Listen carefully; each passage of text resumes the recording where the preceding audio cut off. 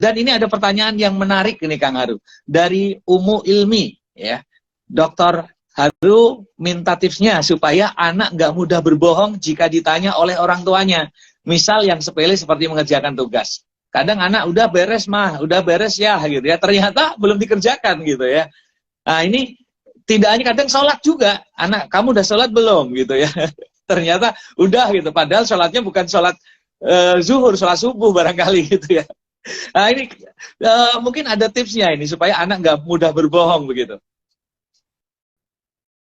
Iya, biasanya anak berbohong itu karena dia terancam. Jadi dia berbohong. Makanya kan usia anak itu kan ada tingkatan-tingkatannya. Ya. Ada tingkatan kita nyuruh aja. Ayo kamu sholat dulu. Gitu kan. Yang paling bagus itu ya bapaknya ikut sholat juga.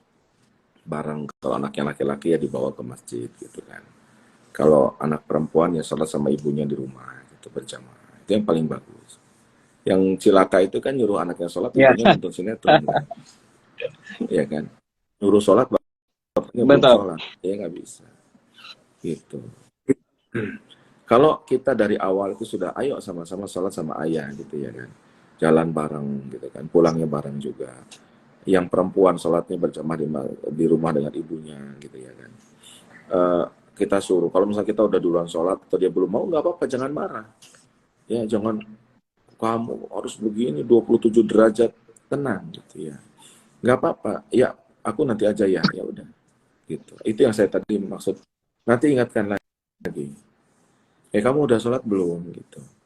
Oh iya sebentar lagi. Gitu. Misalnya dia sedang pegang gadget gitu ya. Misalnya, atau dia sedang nonton gitu ya. Nanti kita lihat lagi, kamu udah sholat belum gitu. Ketika dibilang belum ya sebentar lagi, kalau sudah 2 kali biasanya TV-nya saya matikan, nggak usah ngomel, matikan aja TV-nya.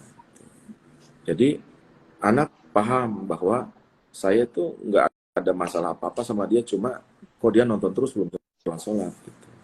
Kalau sedang pegang gadget ya gadgetnya saya ambil. Oh, dia kan protes, boleh nanti pegang lagi setelah sholat selesai, setelah kamu sholat. Jadi jangan dimarahin, jangan diomelin. Udah aja fokus apa yang sedang dia lakukan, terlalu asik itu kita interupsi begitu. Terus kalau misalnya tadi dia bilang kamu udah sholat belum?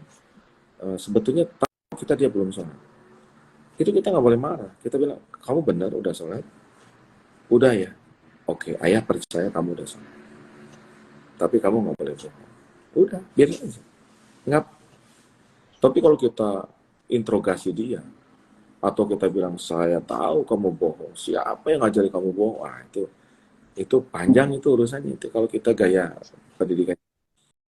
Jadi ada masanya kita nyuruh, gitu kan? Tidak ada sanksi, cuma nyuruh aja. Tapi kan ada satu masa usia berapa dia akan kita berikan sanksi kalau dia tidak jujur, dia tidak melaksanakan sholat. Nah, jadi ini kan perlu kita pelajari ya. Usia 6 tahun, 7 tahun itu kan usia disuruh. Tapi kalau usia 10 tahun sudah mulai kena sanksi, sudah 13 tahun kan boleh dipukul kalau nggak sholat. Tapi jangan dipukul dari 6 tahun gitu. Masalah gitu. Karena dia kan dunia bermain.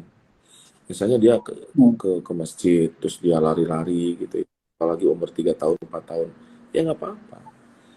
Nah, jadi kadang-kadang juga di masjid kan suka ada orang yang tua yang nggak sabar juga kan. Mungkin dia khusyuk gitu ya, terganggu sama anak-anak gitu ya. Terus dia marah gitu.